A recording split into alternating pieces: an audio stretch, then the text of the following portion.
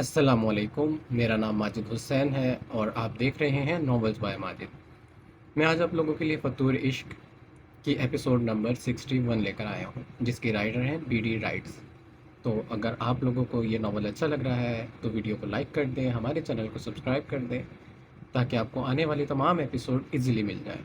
चलते हैं नावल की तरफ। समारा बेगम बेचैनी से सोफे पर बैठी थी, जबकि रज़ाइल सामने सर झुकाए खामोश बैठा था। कुछ लम्हों के बाद अदनान सिकंदर अंदर तशरीफ़ लेकर आए।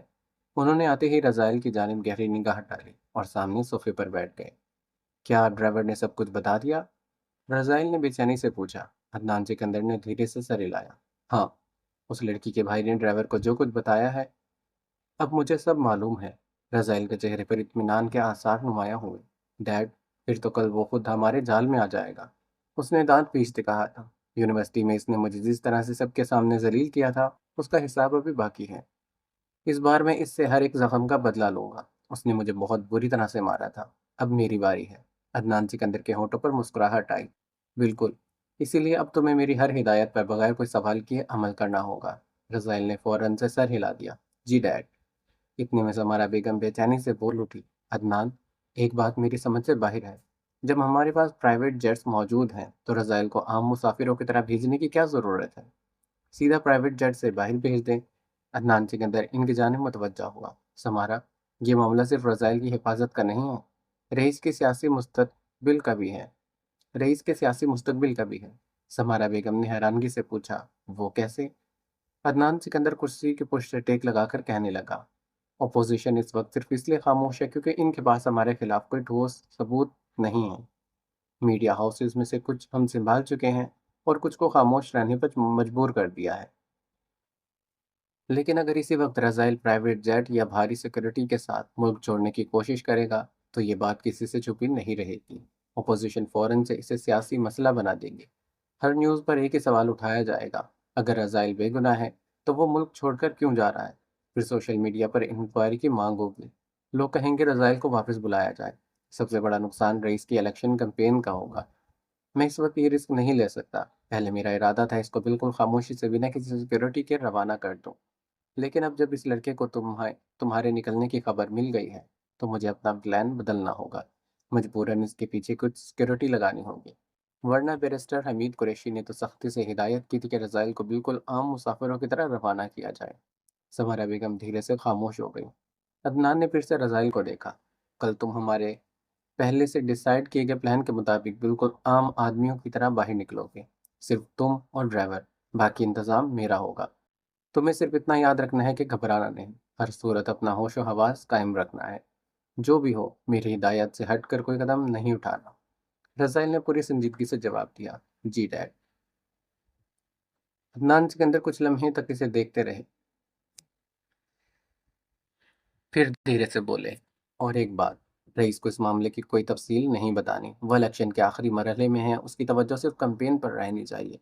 जितना कम वो इस मामले में उलझेगा उतना ही बेहतर है। रज़ाइल ने फौरन से सर झुकाया। जैसा आप ठीक समझे।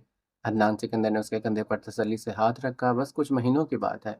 इलेक्शन होने तक तुम मुल्क से बाहर रहना, वहाँ सुकून से रहना, और जब तक मैं नहीं कहूँ पाकिस्तान वापस आने की कोशिश मत करना। रूम में फिर गहरी खामोशी छा गई। अदनान सिकंदर कुछ लम्हों तक खामोश रहे, फिर संजीदगी से कहने लगे, एक और बात बहुत गौर से सुनो। जब तुम मेंशन से निकलो इसी वक्त अपना मोबाइल स्विच ऑफ कर देना। रज़ाइल हैरानगी से पूछने लगा, लेकिन क्यों डैड? अदनान सिकंदर के होठों पर पुरइत्मीनान मुस्कुराहट आई। क्योंकि अरसम के मुताबिक तुम्हें छुप कर मुल्क से बाहर भेज रहा हूँ, और अगर इसी सूरत तुम्हारा मोबाइल ऑन रहा तो इसे फ़ौरन से शक हो जाएगा। वो समझ जाएगा कि मैं इतनी बड़ी गलती कभी नहीं करूँगा। उसे लगना चाहिए कि सब कुछ उसी के अंदाज के मुताबिक हो रहा है। जितना यकीन उसे अपनी चाल पर होगा उतना ही आसानी से वो अपनी असली गलती करेगा। रज़ाइल के चेहरे पर मुस्कुराहट उभर आई। डोंट वरी डैड, मैं एक एक हिदायत पर अमल करूँगा। अदनान सिकंदर ने तसल्ली से सर हिलाया। यही समझदारी है। याद रखना, कभी कभी दुश्मन को धोखा देने के लिए उसे ये यकीन दिलाना पड़ता है कि वो तुम्हें धोखा दे चुका है। समारा बेगम के दिल में एक अजीब सी बेचैनी उतर आई, मगर अदनान के चेहरे पर अभी भी वही इत्मीनान था, जैसे उन्हें यकीन हो कि इस बार बाजी उनके हाथ लगने वाली है। समारा ने बेचैनी से अदनान सिकंदर की जानिब देखा। अदनान, मेरी एक बात मानिए। रज़ाइल को इस कार में मत भेजिए, किसी और को इसकी जगह बिठा दीजिए, और रज़ाइल को किसी दूसरी कार या रास्ते से जाने दीजिए। अगर अरसम वाकई ही वहाँ हुआ तो वो इसी गाड़ी पर हमला करेगा। अदनान सिकंदर चंद लम्हों तक खामोश रहे, फिर इन्होंने धीरे से सर हिलाया। नहीं समारा, ये गलती मैं नहीं कर सकता। समारा बेगम ने हैरानगी से पूछा, क्यों? अदनान पुरसकून पुरित्मीनान लहजे में कहने लगा, क्योंकि अरसम इतना बेवकूफ़ नहीं है। मुझे पूरा यकीन है वो सिर्फ हमला करने नहीं आएगा, पहले तस्दीक करेगा। दूर कहीं से पूरी तरह सूरत हाल देख रहा होगा। अगर उसने देखा कि गाड़ी में रज़ाइल है ही नहीं तो वो सामने नहीं आएगा। वो फौरन समझ जाएगा कि हम उसकी चाल भांप चुके हैं। फिर वो गायब हो जाएगा और दोबारा उस तक पहुंचना बहुत मुश्किल हो जाएगा। उन्होंने रज़ाइल की जानिब देखते कहा था, इसीलिए इसे यही यकीन रहना चाहिए कि सब कुछ इसी के मुताबिक हो रहा है। तभी वो छुपने की जगह से बाहर निकलेगा। मैं उसे एक मौका देना चाहता हूँ और इसी एक मौके में हमेशा के लिए ये किस्सा ख़त्म कर देना चाहता हूँ। अरसम कहाँ है? शाजिम दुरानी ने प्यार से टोस्ट का एक छोटा सा निवाला तोड़कर महानूर की जानिब बढ़ाया। महानूर इसके हाथ से निवाला खाते बोली, भाई फजर की नमाज के बाद कहीं चले गए? बस इतना ही कहा था कि कुछ ज़रूरी काम है। शाजिम दुरानी ने गहरी सांस भरी। अल्लाह ही जाने इसके जहन में क्या चल रहा है। उस लड़के के दिल में जो आग जल रही है, मुझे तो बस ये डर है कहीं गुस्से में वो कोई ऐसा कदम नहीं उठा ले। नहीं मामू, मेरे अल्लाह मेरे भाई के साथ हैं। वो इन्हें कभी तन्हा नहीं छोड़ेंगे। जिस अल्लाह ने हर मुश्किल में उनका हाथ थामा है, वो आज भी उनकी हिफाजत फरमाएंगे। उसकी आंखों में आंसू भर आए। उसने लरजते हाथों को दुआ के लिए उठाया। या अल्लाह, जिस तरह रज़ाइल ने मेरी सितारा को तड़पा तड़पा कर मौत दी है, अगर वो अपने गुनाह पर कायम है और इसने तौबा नहीं की तो इसे भी इसी दर्द का मजा चखाना। उसे एहसास दिलाना दुनिया की किसी भी बेटी, किसी भी बहन और किसी की ज़िंदगी छीनने का दर्द क्या होता है। और मेरे भाई को हर बुरी नज़र, हर साजिश और हर मुसीबत से महफूज रखना। आमीन। शाजिम दुरानी की आंखों में भी नमी आ गई। उन्होंने प्यार से महानूर के सर पर हाथ फेरा। अल्लाह तुम्हारी हर दुआ को कबूल फरमाए। आमीन। डैड, वो हमारे जाल में नहीं फंसा, बल्कि हम उसके जाल में फंस गए हैं। अदनान सिकंदर का दिल जोर से धड़का। जो कहना है साफ साफ कहो। डैड, एक बात सोचिए, अगर वो वाकई रज़ाइल को एयरपोर्ट जाते हुए अगवा करना चाहता तो जिस तरह से इसने हमारे ड्राइवर का पीछा किया, इसी तरह से एयरपोर्ट जाते वक्त भी ड्राइवर को धमका सकता था। फिर इसके पास पहले ही जाकर अपना पूरा प्लान बताने का क्या मकसद था? अदनान कुछ लम्हों तक खामोश रहा। डैड, मुझे यकीन है इस डिवाइस या ट्रैकर, इसमें ही कोई राज छुपा है। मुझे नहीं पता इसमें क्या है, लेकिन इतना ज़रूर पता है वो इतनी आसानी से अपना असली प्लान किसी ड्राइवर को कभी नहीं बताएगा। अगर अरसम को सिर्फ ड्राइवर से ही पता चला था कि रज़ाइल एयरपोर्ट जा रहा है, तो इसके पास पहले से वो डिवाइस क्यों था? और अगर इसने बताया तो वो हमारे प्लान के लिए था, हमारे ड्राइवर के लिए नहीं। अदनान सिकंदर कुछ लम्हों तक बेहरकत खड़े रहे। उनके चेहरे का इत्मीनान धीरे धीरे फिक्र में बदलने लगा। मैंने इस पहलू से नहीं सोचा, रईस बेचैनी से बोला। डैड, अभी भी वक्त है। सबसे पहले रज़ाइल की लोकेशन चेक करें और देखें कि इसका फ़ोन बंद क्यों आ रहा है। अदनान सिकंदर ने धीमे लहजे में कहा, फ़ोन तो मैंने ही स्विच ऑफ रखने को कहा था। रईस का चेहरा गुस्से से सुर्ख हो गया। बमुश्किल अपने गुस्से पर काबू रखते हुए चीखा था, प्लीज़ फ़ौरन इनके सिक्योरिटी गार्ड्स को कॉल करें जो दूर से रज़ाइल की गाड़ी को फॉलो कर रहे थे। अदनान सिकंदर ने फ़ौरन सिक्योरिटी इंचार्ज का नंबर मिलाया। कॉल मिलते इन्होंने रईस की कॉल कॉन्फ्रेंस पर डाल दी ताकि वो भी हर बात खुद सुन सके। दूसरी घंटे पर कॉल रिसीव हुई। जी सर। अदनान सिकंदर की आवाज़ में पहली बार घबराहट साफ महसूस हो रही थी। रज़ाइल कहाँ है? दूसरी तरफ से चंद लम्हों की खामोशी छाई, फिर सिक्योरिटी इंचार्ज की परेशान आवाज़ सुनाई दी। सर, हमें समझ नहीं आया अचानक क्या हुआ। एक मोड़ के बाद इनकी गाड़ी ने अचानक रफ्तार बहुत तेज़ कर दी। हमने फ़ौरन इनका पीछा किया, लेकिन कुछ देर में वो गाड़ी हमारी निगाहों से ओझल हो गई। रईस की मुठ्ठियां बेइख्तियार भींच गई। सिक्योरिटी ऑफिसर ने बात जारी रखी। सर, हमने पूरा इलाका तलाश कर लिया, कुछ फासले पर वो गाड़ी खड़ी मिली। अदनान सिकंदर की धड़कन तेज हो गई और रज़ाइल, दूसरी जानिब से लरजती आवाज़ आई। सर, ड्राइवर बेहोशी की हालत में था। हमने फ़ौरन इसे होश में लाने की कोशिश की, लेकिन रज़ाइल सर गाड़ी में नहीं थे। शहर के एक पुरसुकून कैफ़े में हल्की सी म्यूज़िक चल रही थी। नैना खामोशी से सामने बैठी कॉफ़ी के कप को देखे जा रही थी। कुछ ही लम्हों के बाद आरिश इसके सामने वाली कुर्सी पर आ बैठा। उसने कुछ देर तक नैना के चेहरे को देखा, फिर सीधा पूछ बैठा, नैना, तुम मुझे इग्नोर क्यों कर रही हो? नैना ने निगाहें चुराई। ऐसी कोई बात नहीं है। आरिश हल्की से मुस्कुराहट के साथ बोला, मुझसे झूठ मत बोलो। कल से तुम ना मेरी कॉल रिसीव कर रही हो, ना मेरे मैसेजेस का जवाब दे रही हो। क्या हुआ है? नाना ने धीरे से कहा, कुछ भी नहीं। हरीश की आवाज़ में बेचैनी आई। तुम ही ने कहा था कि तुम फेस रीडिंग और माइंड रीडिंग से मेरे झुमका गर्ल को ढूंढ निकालने की कोशिश करोगी, फिर अचानक तुमने सब क्यों छोड़ दिया? नैना की पलकों पर आंसू आए। आरेश, प्लीज ये बात यहीं खत्म कर दो। लेकिन क्यों? क्या तुम्हें कुछ पता चल गया है? नैना ने आंखें बंद की, उसका दिल जोर जोर से धड़क रहा था। आरेश ने नरमी से कहा, नैना, मुझे सच जानने का हक है। तुम मुझसे क्या छुपा रही हो? ये अल्फाज सुनते नैना टूट गई। उसकी आंखों से आंसू बह निकले। लरसते हाथों से उसने अपना पर्स खोला, अंदर से एक छोटा सा वेलवेट पाउच निकाला। उसने धीरे से पाउच खोला, उसके अंदर वो झुमका चमक रहा था। नैना ने लरसती आवाज में कहा, तुम जिस झुमका गर्ल को ढूंढ रहे हो वो कोई और नहीं, मैं हूँ। हरेश की सांसें एक पल के लिए रुकी। नैना ने झुमका इसकी जानिब बढ़ाया। उस रात मालम जब्बा में तुम्हें बचाने वाली भी मैं ही थी। मुझे डर लगा तुम्हारे दोस्त मुझे गलत ना समझे, इसलिए मैं वहां से भाग गई और भागते हुए मेरा दूसरा झुमका वहीं गिर गया। मैं उस दिन से तुम्हारी मदद इसलिए नहीं कर पा रही थी क्योंकि जिस लड़की को तुम ढूंढ रहे थे वो हर रोज तुम्हारे सामने खड़ी थी। उसकी आवाज़ आंसुओं में डूब गई। और हाँ, मैं तुमसे मोहब्बत करती हूँ आरेश, बहुत पहले से। लेकिन मैं कभी तुमसे अपनी मोहब्बत लेकिन मैं तुम पर कभी अपनी मोहब्बत थोपना नहीं चाहती थी। आरेश बेहरकत इस झुमके को देखता रहा, उसके चेहरे पर हैरत खुशी एक साथ उभर आई। नैना। लेकिन नैना ने इसकी पूरी बात नहीं होने दी।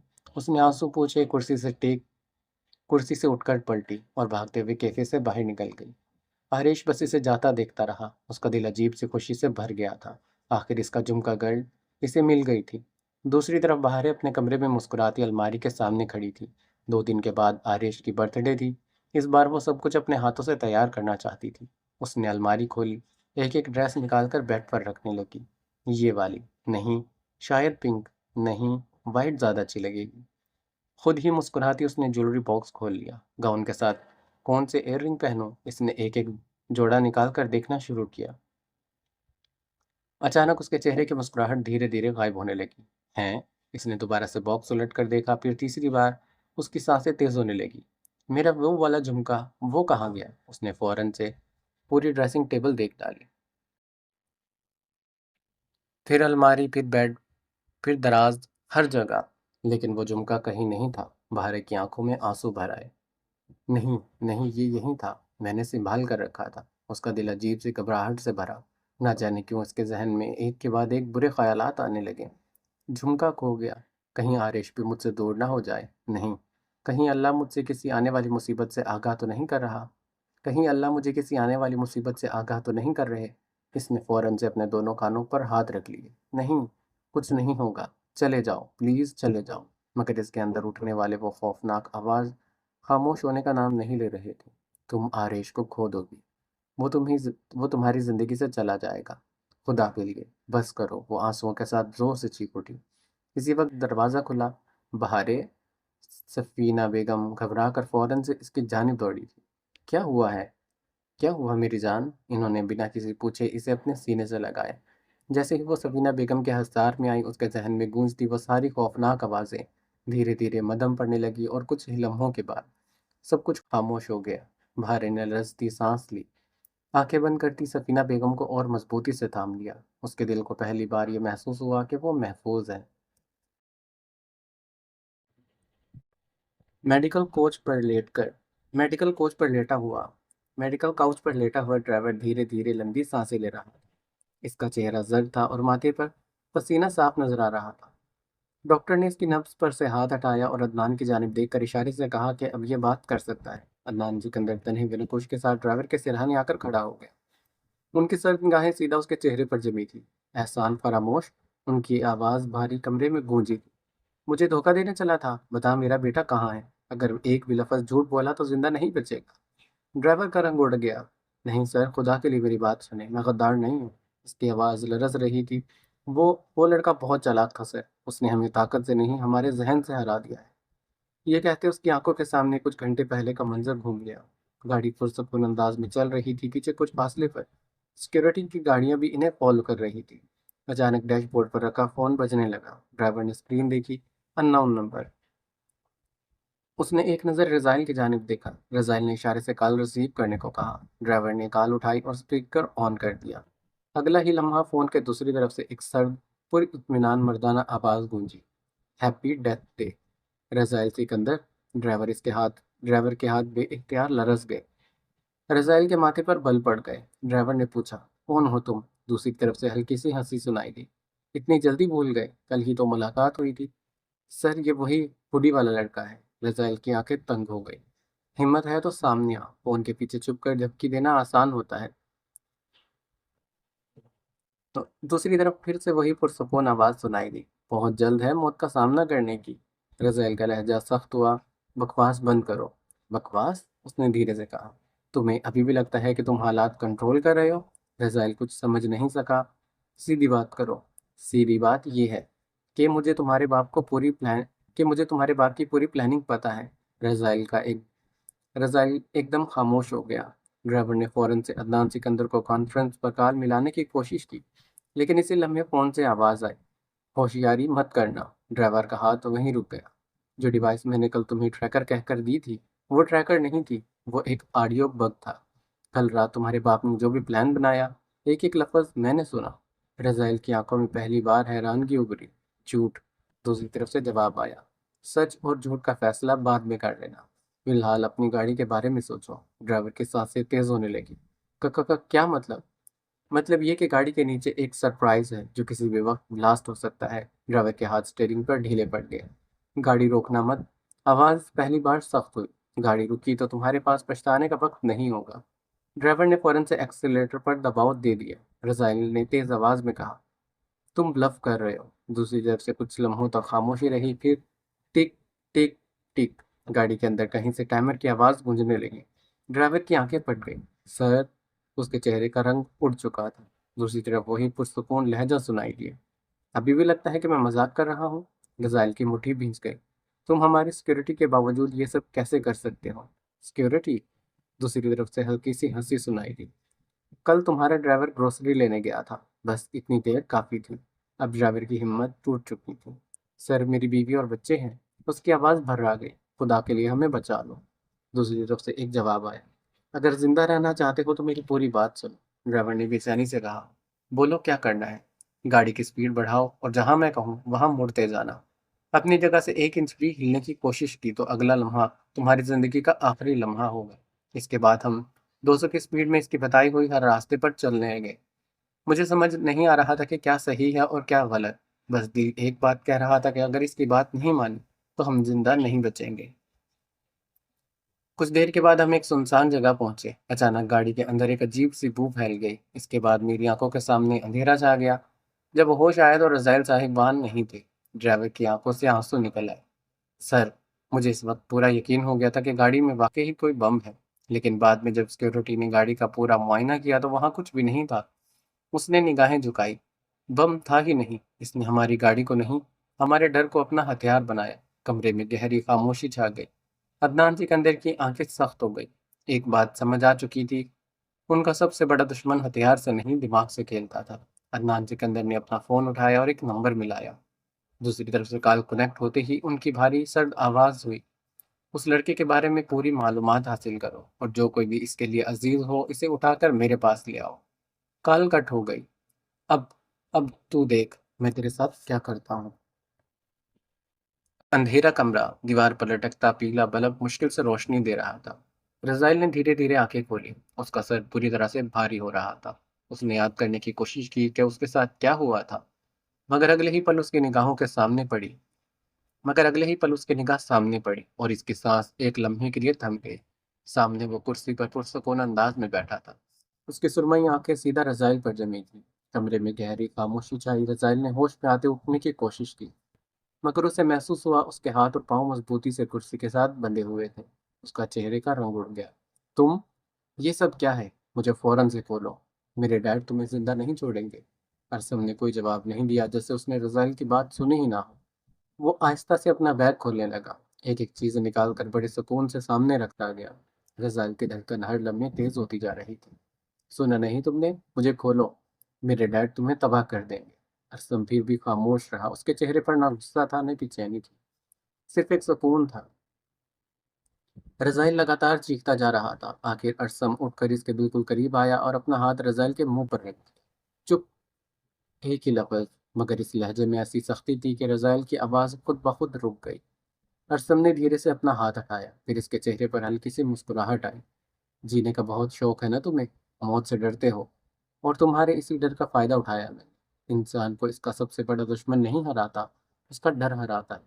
तुम्हारा वो डर जो हर कीमत पर जिंदा रहना चाहता था, आज तुम्हें यहाँ तक लेकर आया है। रज़ाइल की सांसें तेज चल रही थी। अरसम ने इसकी आंखों में देखते कहा, एक बात बताऊं, कार में कोई बम नहीं था, मैंने सिर्फ तुम्हारे जहन के साथ खेला। रज़ाइल की आंखें हैरत से फैल गई। तुम? अरसम ने इसकी बात काटी, लेकिन एक बात समझ नहीं आई। जब बात तुम्हारी अपनी जान की आई तो तुम इतना डर गए, फिर इस लड़की के बारे में एक पल क्यों नहीं सोचा जिसकी जिंदगी तुमने छीन ली? मुझसे गलती हो गई ब्रो, मैं गुस्से में था। I am sorry. जो हो गया इसे बदला नहीं जा सकता, लेकिन मेरे डैड तुम्हें जितने पैसे चाहो दे देंगे। अपनी बहन की जिंदगी संवार लो, ये मामला यहीं खत्म कर दो। धीरे धीरे से बोला, वैसे भी मरने वाली तुम्हारी असली बहन तो नहीं थी। वो इतना बेपरवाह लहजे में बोला जैसे कोई बड़ी बात नहीं हुई हो। लेकिन ये सुनते अरसम का सबर का पल लेकिन ये सुनते अरसम के अंदर का सब्र टूट गया। इसने एक के बाद एक 4 से 5 निहायत ही सख्त थप्पड़ रज़ाइल के चेहरे पर दे मारे। थप्पड़ इतने जोरदार थे कि रज़ाइल के मुंह से खून के साथ उसका दांत बाहर आ गया। उसके कान साएं साएं करने लगे। अरसम ने पूरे अब होश ठिकाने पर है? अरसम ने पूरे जलाल से पूछा। रज़ाइल गड़बड़ाने लगा। प्लीज मुझे छोड़ दो, तुम्हें क्या चाहिए? अरसम इसके सामने अपने घुटनों के बल बैठा और सीधा इसकी आंखों में देखा। मुझे सिर्फ इतना चाहिए कि तुम वो दर्द और तकलीफ महसूस करो जो सितारा ने सहा था। अरसम ने पास पड़ा चाकू उठाया और बिना कोई रहम खाए इससे रज़ाइल के घुटने में घुसो दिया। रज़ाइल की एक खौफनाक चीख अंधेरे में गूंजी थी। अरसम की आंख से एक आंसू निकलकर बहा था। तुम जैसा संगीन और पत्थर दिल आदमी इस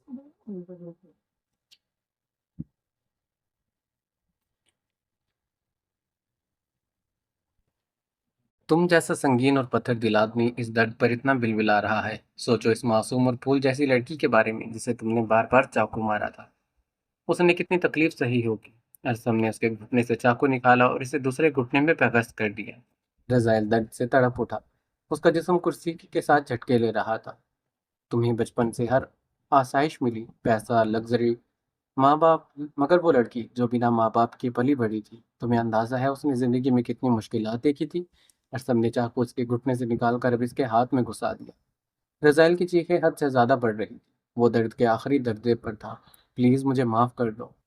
तुम जैसे बिगड़े हुए अमीरजादे के पास कोई ख्वाब नहीं होते, मगर उस लड़की के पास ख्वाब थे। वो डॉक्टर बनना चाहती थी। उसके जहन में एक पूरी दुनिया थी। तुमने उसके सारे ख्वाब मिट्टी में मिला दिए। अरसम ने चाकू दूसरे हाथ में उतारा। और इसके आगा जान, जिन्होंने अपने खून पसीने से इसे पढ़ाया ताकि वो डॉक्टर बन सके, इन्होंने जब इसकी लाश को इस हालत में देखा तो इनके दिल पर क्या गुजरी होगी? प्लीज मुझे जान से मत मारो। अरसम खड़ा हुआ। इसका चेहरा बिल्कुल सपाट और आंखें लाल थी। उसने पास पड़ी एसिड की बोतल उठाई। नहीं नहीं। रज़ाइल का रोना और चीखना इसके काबू से बाहर हो गया था। लेकिन अरसम इसकी चीखों की परवाह किए बगैर रज़ाइल के जख्मों पर एसिड डालना शुरू हो गया।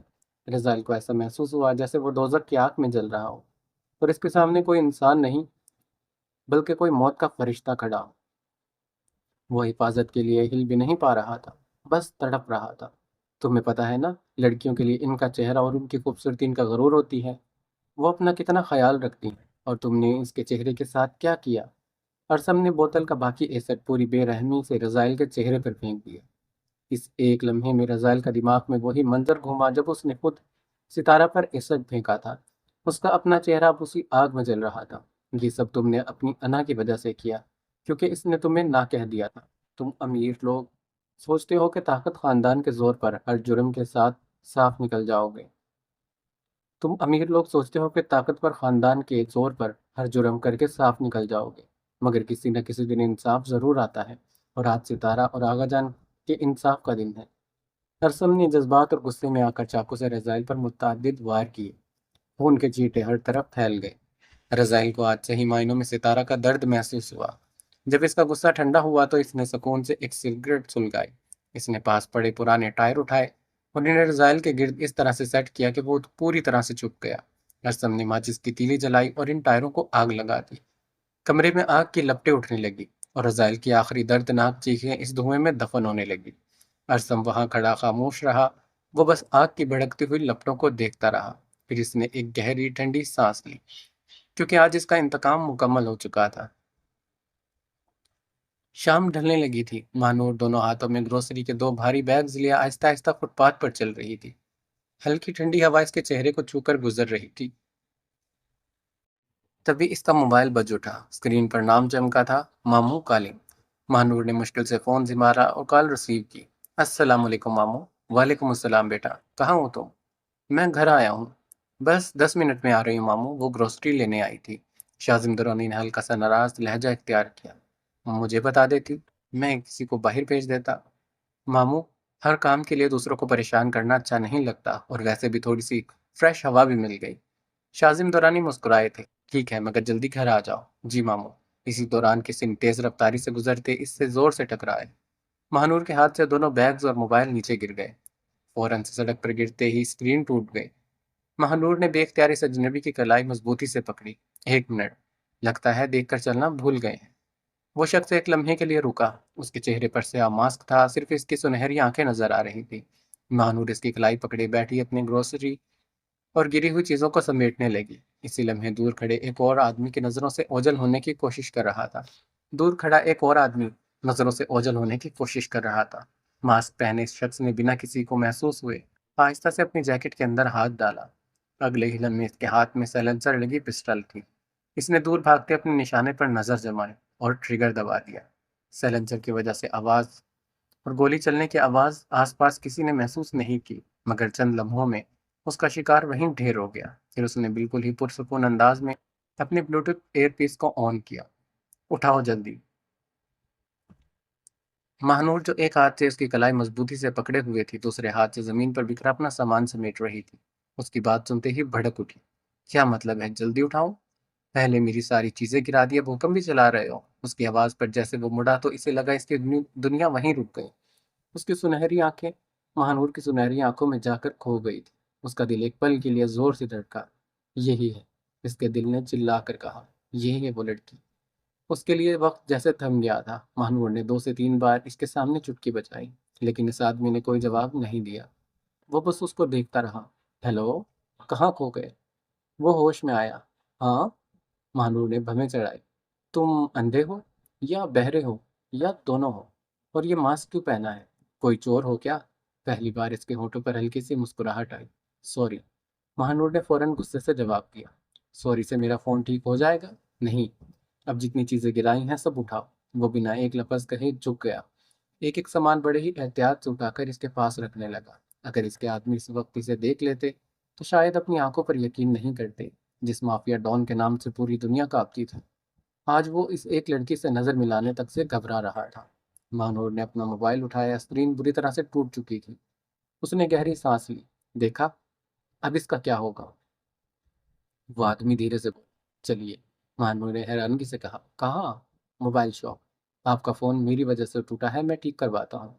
महानूर भी इसे वही कहने वाली थी, मगर जब इसने खुद कह दिया तो वो चुपचाप इसके पीछे चल दी। कुछ ही देर के बाद वो दोनों करीब मोबाइल शॉप में दाखिल हुए। शॉप का नौजवान महानूर को देखते मुस्कुराया। अस्सलाम वालेकुम महानूर आपी। वालेकुम अस्सलाम। कैसे हो अली? अल्हम्दुलिल्लाह। उस मास्क पहने आदमी का जहन फौरन से महानूर पर रुक गया। महानूर। दिल ने पहली बार इसका नाम दोहराया। उसने फौरन कहा, नया फ़ोन पैक कर दीजिए। महानूर ने इनकार कर दिया। नहीं, मुझे नया फ़ोन नहीं चाहिए, सिर्फ स्क्रीन बदल दीजिए। लेकिन मैंने कहा ना, सिर्फ स्क्रीन। वो खामोश हो गया। कुछ देर के बाद फ़ोन ठीक हो गया। शॉप से बाहर निकलते उसने बिना पूछे महानूर के दोनों बैग उठाए। महानूर ने गुस्से से इसे देखा। मैं खुद उठा सकती हूँ। महानूर ने इसके हाथों से दोनों बैग छीन लिए और बिना कुछ कहे आगे बढ़ गई। वो कुछ देर खामोशी से कुछ फासले पर इसके पीछे चलने लगा। महानूर पूरे रास्ते इस बात से बेखबर रही कि कोई इसका पीछा कर रहा है। कुछ देर के बाद वो अपने घर के सामने रुकी। उसने गेट खोला और अंदर दाखिल हो गई। इसी दौरान घर के अंदर से शाजिम दौरानी बाहर आए। उन्होंने मुस्कुराते महानूर के हाथों से दोनों बैग्स ले लिए। दोनों बात करते करते घर के अंदर चले गए। अगले ही लम्हे दरवाजा बंद हो गया। वो मास्क पहना शख्स अब वहीं खड़ा था। वो मास्क पहना हुआ शख्स अब भी वहीं खड़ा था। उसकी सुनहरी आंखें इस बंद दरवाजे पर जमी थी। न जाने कितनी देर वो इसी दरवाजे को देखता रहा। फिर उसकी फिर उसके होठों से बेख्तियार एक नाम निकला, माही। इसने धीरे से आंखें बंद की, जैसे उसकी सालों पुरानी तलाश आज खत्म हो गई। रात का अंधेरा पूरी गली पर छा चुका था। हर तरफ खामोशी का राज था। बस हल्की हल्की आवाज दरख्तों के पत्तों को हिला रही थी। उसी खामोशी को चीरते चार साए दीवार फलांग कर अरसम के घर के पिछले हिस्से में उतरे। सबके चेहरों पर स्याह मास्क था। एक ने धीमी आवाज में कहा, जल्दी करो, लड़की को उठाना है। दूसरे ने धीरे से पिछले दरवाजे की जानिब बढ़ा ही था कि अचानक उसके कंधे पर किसी का मजबूत हाथ आन टिका। वो घबरा कर मुड़ा, लेकिन इससे पहले एक जोरदार वार इसके गर्दन के पिछले हिस्से पर पड़ा। वो बेआवाज जमीन पर गिरा। बाकी तीन एकदम होशियार हो गए। कौन है? जवाब में सिर्फ खामोशी मिली। उन्होंने इधर उधर निगाहें दौड़ाई, मगर अंधेरे के सिवा कुछ नजर नहीं आया। दूसरे ने घबरा कर चाकू निकाला, मगर कयान ने इसके हाथ को बीच में हवा में ही रोक लिया। एक तेज झटका और चाकू घूमता हुआ दूर जा गिरा। वो अपनी दो उंगलियों को एक धार के साथ गुड्डे के कॉलर बोन के साथ ठीक ऊपर प्रेशर पॉइंट पर अपनी पूरी ताकत से दाखिल कर दिया। इस अचानक और शदीद दर्द से गुंडे का दिमाग सुन्न हो गया। उसका गला जैसे खुश्क हो गया और वो बिना किसी चीख निकाले सीधा जमीन पर ढेर हो गया। बाकी दो गुंडे अचानक इस खामोश हमले से बौखला गए। तीसरे को हाथ पकड़कर इसकी कोहनी के निचले हिस्से पर अपनी उंगली से एक काउंटर प्रेशर दिया, जिससे चाकू खुद ब खुद इसके हाथ से छूट गया। इससे पहले कि वो पीछे हटता, कयान ने इसकी कनपट्टी के बिल्कुल नीचे कान के पास मौजूद हसास नस पर अपनी हथेली के एक कोने से सपाट वार किया। ये पॉइंट दिमाग को जाने वाली खून की सप्लाई को एक लम्हे के लिए रोक देता है। वो गुंडा भी बिना कोई आवाज किए आंखों के सामने अंधेरे आने की वजह से घुटनों के बल जमीन पर गिर गया। अब सिर्फ एक बचा था। कयान ने एक सटीक कदम आगे बढ़ाया और अपने सेंटर लाइन स्ट्राइक का इस्तेमाल करते गुंडे के सीने के बीचों बीच सोलर प्लेक्स पर अपनी उंगली को नाइफ एंड चाकू की धार की तरह बनकर हिट किया। गुंडे की हवा सी निकल गई और इसकी सांस रुक गई और वो चीख भी नहीं पाया। कयान ने झट से इसके सर को पीछे से दबोचा। सारा मामला सिर्फ चंद मिनटों में बिना किसी शोर शराबे के खत्म हो गया। घर के अंदर मानूर अचानक रुकी। मामू, शाजिम दुरानी ने किताब बंद की। क्या हुआ बेटा? ना जाने क्यों मुझे लगा बाहर किसी चीज के गिरने की आवाज आई है। शाजिम दुरानी फौरन से उठ खड़े हुए। देखते हैं। इन्होंने दरवाजा खोला। दोनों बाहर निकले। गली सुनसान थी, ना कोई आदमी था ना कोई आवाज। महानूर ने इधर उधर देखा। लगता है मेरा वहम था। शाजिम दुरानी मुस्कुराए। चलो अंदर। दोनों वापस घर के अंदर चले गए। दरवाजा दोबारा से बंद हो गया। घर के पिछले हिस्से में अंधेरे के दरमियान वो एक घुटने पर बैठा था। उसके कदमों के पास वही चार आदमी पड़े थे। एक को इसने बालों से पकड़कर झंझोड़ा। बता, किसने भेजा है तुम लोगों को? वो आदमी दर्द से कराहा था। मम्मा मत मारो। किसने भेजा? इस बार आवाज और सर्द थी। अदनान। अदनान सिकंदर ने। सुनते ही इसकी आंखें और ठंडी हो गई। क्यों? उस आदमी ने लरजती आवाज में कहा। उसने हुक्म दिया था, इस लड़के के बारे में मालूम करो, और वो जो कोई भी इसके अजीज हो उसे उठाकर ले आओ। हमें खबर मिली थी कि उस घर में हमें खबर मिली थी कि उस घर की लड़की इस लड़के की बहन है। क्या नाम है उस लड़के का? अरसम। सर, अरसम ने अदनान साहिब के बेटे रज़ाइल को अगवा किया है। अरसम ने बदला लेने के लिए उनके बेटे को उठाया है। अदनान साहिब को लगता है कि अरसम को रोकने के लिए इसकी बहन ही आखिरी रास्ता है। इसीलिए इन्होंने मानून को उठाने का हुक्म दिया, ताकि अरसम को ब्लैकमेल किया जा सके। कयान ने अपने ब्लूटूथ एयरपीस को ऑन किया। Team Jaguar, from this moment no one should go near this house. 24 hours surveillance. दूसरी तरफ से जवाब आया, जी बॉस, आज से इस घर पर 24 घंटे नजर रखी जाएगी। किसी को भी इस घर के करीब आने की इजाजत नहीं होगी। अगर कोई दुश्मन इस गेट की जानिब एक कदम भी बढ़ाएगा तो इसे इस गेट तक पहुंचने से पहले मार देना। दूसरी जानिब से जवाब आया था। Understood boss. यहाँ पर यह एपिसोड ख़त्म होती है, जो तकरीबन डबल एपिसोड जितनी थी। तो अगर आपको ये एपिसोड अच्छी लगी हो तो वीडियो को लाइक ज़रूर करना, हमारे चैनल को सब्सक्राइब करना, और कमेंट बॉक्स में बताना कि आपको ये नावल कैसा लग रहा है। मिलते हैं नेक्स्ट एपिसोड में। अपना ख्याल रखिएगा। अल्लाह हाफिज़।